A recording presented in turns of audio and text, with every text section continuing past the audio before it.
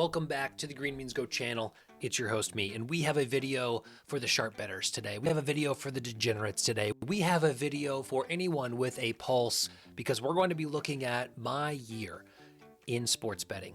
Pikkit just dropped their version of Spotify Wrapped. It is called Pikkit Replay, and we're going to walk through some fun data points and statistics as it relates to my personal betting from this year. I want to make it clear that I have gone through a bit of a transition as a creator, but probably more importantly as a sports bettor, doing it full time and taking sharp action and plus EV bets, being glued to my phone. As we've transitioned through the year, I've moved towards a more safe and recreational approach because that's ultimately what I enjoy anyway. But I think I'm most excited about 2026 when I look at this because it'll be a fresh start. Not that I need it. We'll look at my ROI. Trust me, my ROI is in here. If you have Pikkit, this is available on the app today. If you do not have Pikkit and you want to sign up, use code GMG. You get $3 for free. The app is free. And if you sync some of your sports books, you will get your own review of this year. So that's awesome that they can go back and backtrack that kind of thing in case you haven't had it. So it's a great time to get it, especially as we look towards the new year. Let's get started. Oh boy. Here we go. 5,487 bets. I placed across 14 different sports books. That's an average of 15 per day. Now keep in mind, like all sharp sports bettors who bet for a living, let's just say this is the only account I used. Okay, this number's probably a little low, given the fact that, my ROI by month. What happened in July? What are we doing? I know exactly what we were doing. Chicks dig the long ball, and that's what it's about. We were betting home runs, and we were betting a lot of home runs. And I think July was when I said, guys, on my Dinger Digest, guys, I got to take a little bit of a break. I'm getting crushed. And there's the proof right there. Overall, 2025 down 0.8%, which I will gladly take. The cost of entertainment, that is fine. But I am excited to see what 2026 brings. My betting heat map, I definitely love the NFL. I definitely love football.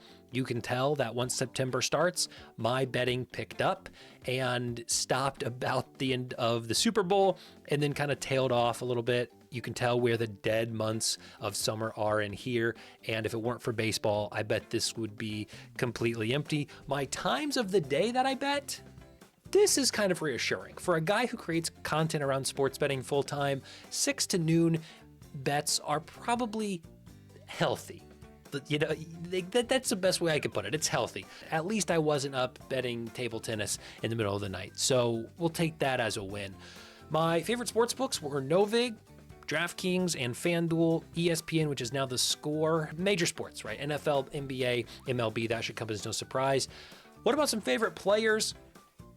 This may be one of the more shocking pieces of information on the list. I bet on 56.5% of players in the NBA this year, especially when it only, compares to 24% in the NFL, 41% of the MLB, and I would imagine 80% of those were on home run bets. And I'm not the biggest hockey guy. My money makers this year, 35 wins on Vladimir Guerrero Jr., 28 on Shea, 27 on Scotty Barnes.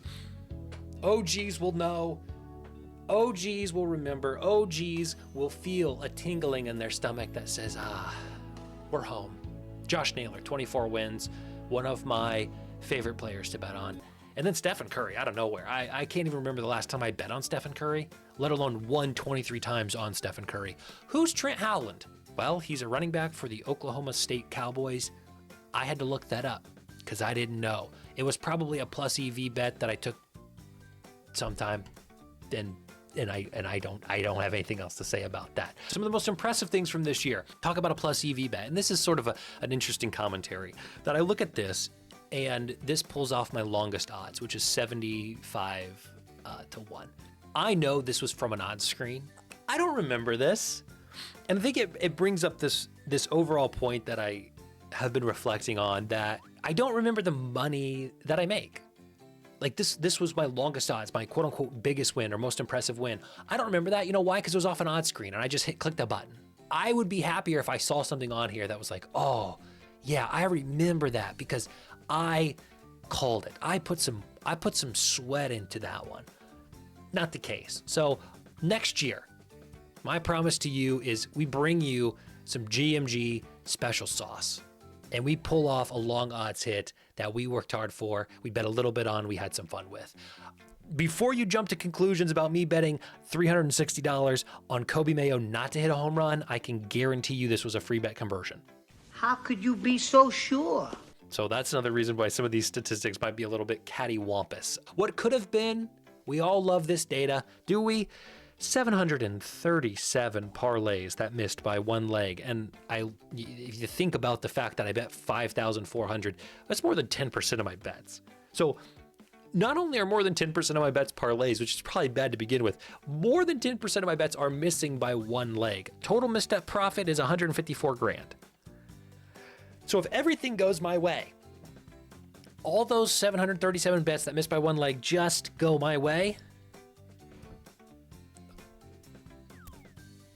485, just under 10%, were parlays where I didn't hit a single thing. That's not great either.